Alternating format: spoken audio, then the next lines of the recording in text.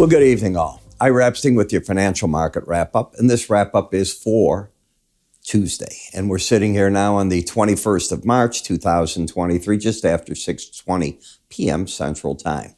You know, no matter how we're going to look at the charts tonight, once you're in the financial arena, the bonds, the notes, the dollar even, the stock indices, tomorrow's all about the Fed. Which way is the Fed going to go? Are they going to hold true to what their mandate is, and that is fighting inflation? If they are, I see them having to go. I want to make that clear. 25 basis points. I see them jawboning what's going on in banking in the press conference. I see them saying that they want to stay data dependent. But what's going to be besides that so important? The dot plot. What does everybody, the voting people, think of this? And I think on the dot plot, you get some non-voting. We never know who's who on the dot plot. I want to see what they think. Where are they thinking because of the banking crisis that the pause comes in? Then we might get a chance to see where they think the turn down is. We might get some that think, no, we haven't solved anything. We keep going up at this point in time. I realize the banking nightmare, but I also realize, and I'm not of the camp completely, that thinks the higher interest rates, number one, weren't telegraphed right. They were telegraphed beautifully. Number two was their bank mismanagement, beyond mismanagement. Tonight, they're saying that SVB gave in its final days $219 million of loans to insiders at the bank. Does that sound to you like a bank that's run right? I'm just reading the headline. Do I know the facts? I do not. So I have an open mind. But somebody's picked up on that news, and that's pretty startling.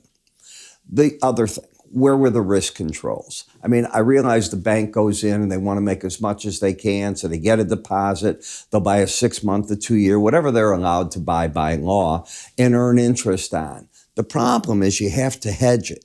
And what happens with greed, I've seen it because I've been a broker so long. People don't understand that hedges are meant to cost you money. You'll say, what am I talking about? It's an insurance cost. If what you're hedging against comes to pan, what do you get? You get paid. If it doesn't come, your business goes on as normal and you've paid your insurance costs. Now, think of what I just said. People get it wrong that a hedge is supposed to make money. No, a hedge is supposed to protect you. That is the purpose of it, okay? The whole thing. Speculation is supposed to make you money, that, you know, if you're a good speculator, but a hedge is your protection. These banks decided they were making X percent. They don't want to spend the other money because it is expensive to do a hedge.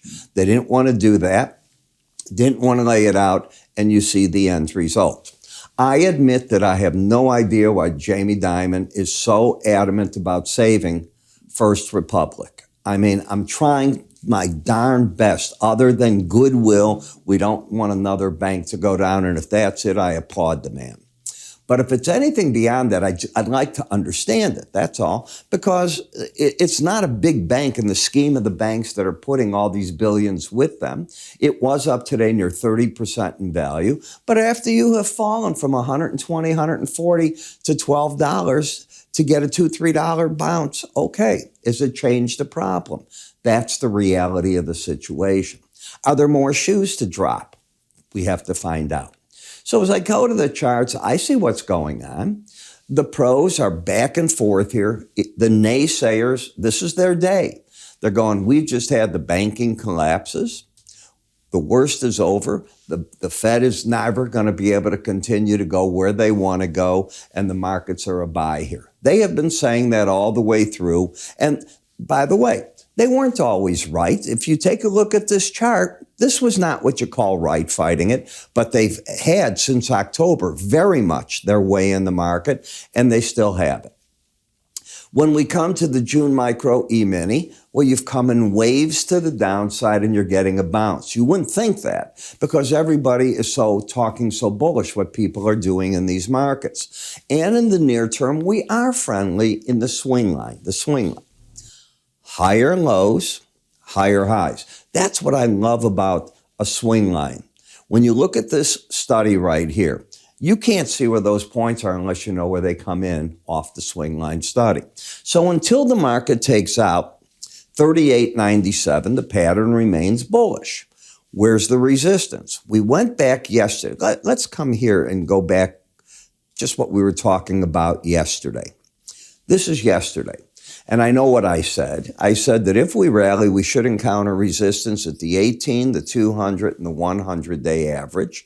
You went up, you cleared that resistance, and you're still over it. That'll act as a form of support on the way back down, in theory. Is the trend up? It absolutely is. Where's the upside target? If this market mounts a further rally, it's at 4106, again, that 4100 level. If the market fails, no, I don't have that as a target. I don't know what the downside target is from failing here. Is the market overbought? It is not. So this is a market that is bullish in the trend, bullish in the bias. It is not overbought. The risks are rather large. The market's at 40.37, and to break the pattern of higher lows, higher highs, you got to get back under 38.97. That's awful rich. When you come to the NASDAQ, we know why this has been stronger than the other markets, because the banks' stocks aren't in it. And this market is running the Bollinger Band, but it is overbought and not even trying yet to embed. When we come to the Dow, a bear market rally into the resistance of the 18-day average. If it closes over 32,764, the bulls grab control of the market by the close tomorrow. It would not be overbought. You could be targeting, just like you're going to 4106 potentially in the S&P. Then I'm looking here at 33,722 to 33,780, the 100-day average in the Bollinger Band. But right now I'm very neutral. In the Russell, still in the bear camp, but it lost its bearish embedded reading. Now, I was telling my traders that have taken the enhanced Bollinger Band course and teaching them this morning why you wouldn't have come into this market. You started losing, right? Let's go one more, right here. You're fully embedded, and today's Tuesday, right? So coming in, I'm looking the first thing at the market, and I go, hey guys, no, you can't be a seller. Why? Because where your sell number comes in, there's another number that comes into this chart, and I don't teach it here. Obviously, my subscribers see it all the time. That would be the sell, and we're above it, you're losing the embedded reading. That's exactly what I said, and I said you walk away. It's what we teach in the course. And that's what the market did. And now this is where you're at tonight. You lost the embedded reading. So until it's regained, which could be tomorrow on a big break, you can only regain the embedded reading one day after you lose it, bullish or bearish. You have to have a hard break tomorrow to do it. Then you target down here. Otherwise, just like in the S&P, you've got all these moving averages, and that's what you target in the market, at least what I will be. By the way, before I go any further, because we got all these other things to cover yet, if you like what I do, if you like what I'm saying, what helps me is if you give me a thumbs up, ideally subscribe so you get these as I put them out, but that helps us with the algorithms on YouTube and other places that we're at. In the T-bond market, you got overbought, you're getting your correction, you were riding the panic of the banking, and now we're all doing this. So far, the other shoe hasn't dropped. I like very much that that our Treasury Secretary Yellen, who really understands finance, is talking. Maybe we got to come up and get Congress and everybody behind this to find a way to ensure mid-sized to smaller banks for full deposits. That would prevent runs on the banks. That doesn't stop the bank from being mismanaged. It doesn't stop and mean the share price is going to be up.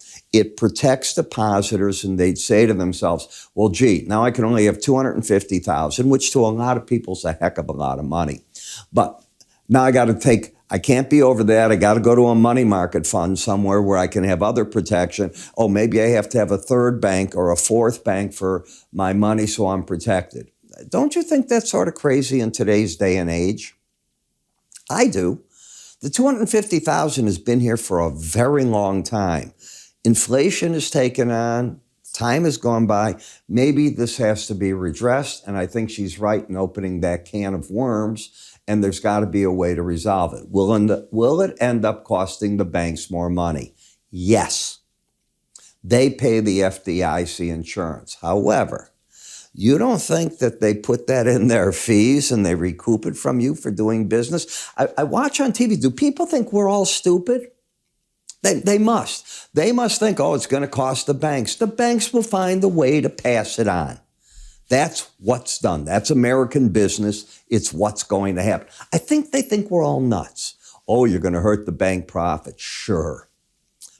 In the 5-year notes, as I look at the market up here and it comes in and it's at the overbought area, yeah.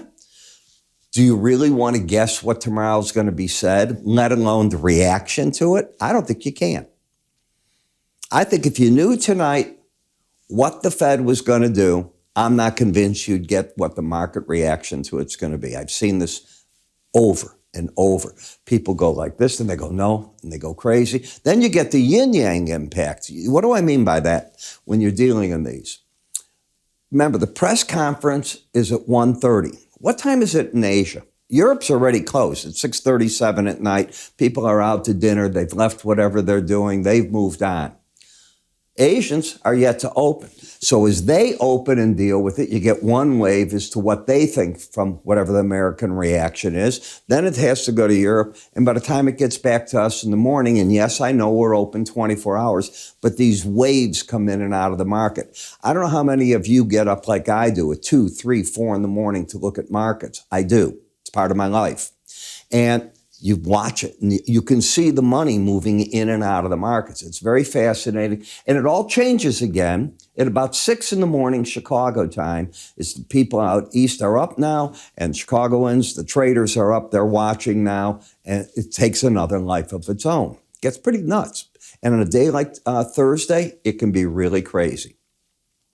In the dollar, all we did is rally back to the resistance of the 18-day average in the 100 and fall back. So you had a bear market rally that's classic. It stopped where it should and you're back to the Bollinger Band. Are you trending? You're not. Do I know what the reaction's going to be here? I don't have the slightest idea. In the euro, this is a come out of all positions. And you'll say, I want to be long. I know the euro's going to gain on the dollar. I know you do. But when you hit Bollinger Bands, that's what you always think. And then all of a sudden the market goes away from you on those things. I'll wait. I have missed so many buses and trains and airlines. It doesn't matter. You know what I've learned? There's a schedule. There's always another opportunity, another trip, another way to get where I'm going. In the British pound, well, this market's starting to lock in an embedded reading. What do I mean by that? You can't count tonight here, these numbers, but we can go to Tuesday. So both numbers are over 80. That's day one of trying to embed, not the day before. So the most you could have is today being Wednesday's trade, both numbers over 80. And then you have to go through the bank announcement on Thursday. I don't think so. I'll let other people want to do those crazy trades.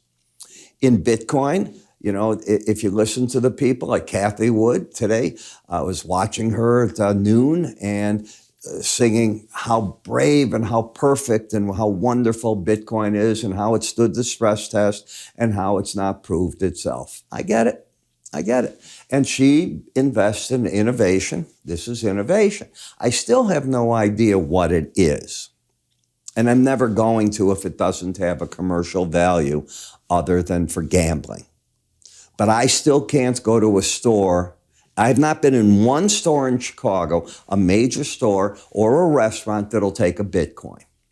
So I don't understand its everyday value. But it proved itself because it was one of the main assets that rallied during this bank fiasco. That I accept. That I defend. It certainly did its job, and it did a brilliant job of it. In Brent versus WTI, market had rallied right to the 18-day average off this break, and now it's breaking again. So it's narrowing through here. Russia today said that they are just about ready to begin the 500,000 barrel a day cut, and they'll keep that in place until June. They ended their love fest with President Xi. The two boys were together, arm around each other. I wonder if they kissed each other on the cheeks. And no talk of Ukraine. I can see them getting together on their trade deals and the like. President Xi didn't let himself get pulled into this where he'd lose and have a real problem with Europe and the United States potentially on trade. All right, he doesn't have to like us, but you have to like the trade we're doing with him and that we do. It goes both ways. It's a two-way street. I think he did a great job of not getting pulled in and saying, we're sending you arms, we're doing this, we're doing that. I'm sure it was a disappointment to Russia. Will there be a Siberian pipeline that goes to China? Of course there will be. Russia needs markets, so it's got to have that. Are they going to be a pariah on the Western front, so to speak, for a decade to come? For sure. Whenever the war ends, scars don't go away right away, but they go away over time. Don't believe me? And as an American, how close are we with Japan? Germany, I can go on, and other countries that have battled. Europe always battled each other, and yet there's a European Union, right? Time changes everything. That's the thing. But right now, it's hard, and we'll see what goes on.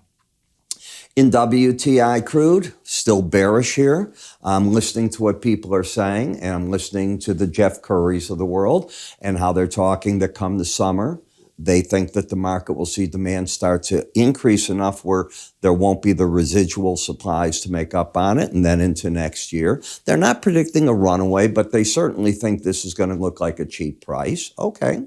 I am just happy in WTI that Joe, you know who I'm talking about, Joe, last name starts with a B, title starts with the president, Joe B., had the opportunity to do a bunch of buying, and if they were watching Bollinger Bands, they should have done some of that buying. It's not about getting a long position, it's starting to get back our strategic reserves. Gasoline, I think that the market is trying its darn best to set up the spring, summer, that this will be a low area. It's not there yet. You're not hearing me say it's time to pull the trigger. First, the market's got to get through all this resistance. But to do that, I wouldn't mind seeing a little more sideways action. But time's against it. You're not going to spend if you're really going to get the spring rally. Spring break's on already, right? Kids will be out of school, believe it or not, in 8 to 10 weeks in many different areas. Families will be going on vacation. Next month's April, May, come June. They're hitting the road. So you've got that window. Pay attention to it. And in nat gas, who wants nat gas at this time of the year? So nat gas doesn't have a market is the problem. But I'll let you go short at Bollinger Bands. You won't get me doing it. So if you like what I do here, you're probably going to love what I do in my research, and I want to give it to you free so you get to see the value of it. I put out 2 written updates a day, Monday through it actually starts Sunday night with 1, and then Monday through Thursday, 2 a day minimum, Friday 1. If I have a special update, I put it out. If I have special ideas, I'll put them out for you, and I can just send them as I want and get everything going. And then in the morning, I want you to join me. This is what it's about. We open up 40 charts, and we go at them. Here's what it looks like. Here's the weekly chart. Here's the daily. You got to buy on the day, but you got to sell on the weekly. It's not there. Now they're both together. Look at this. What kind of risks could we have? Oh, let's see. I set up certain risk parameters. On a normal trade, I don't want to risk more than $600. Could you use mini contracts? Of course you can. Can you use micro minis? Of course you can. There's so many different things that you can use. How do you get it? Go to our website, go to free offers, sign up for it, move your clicker up here. You can do it the same way. And voila, I can't wait for tomorrow. I had a great sleep last night. I'm going to get another one because I know it's going to be a rough day. Have a good one. See you tomorrow.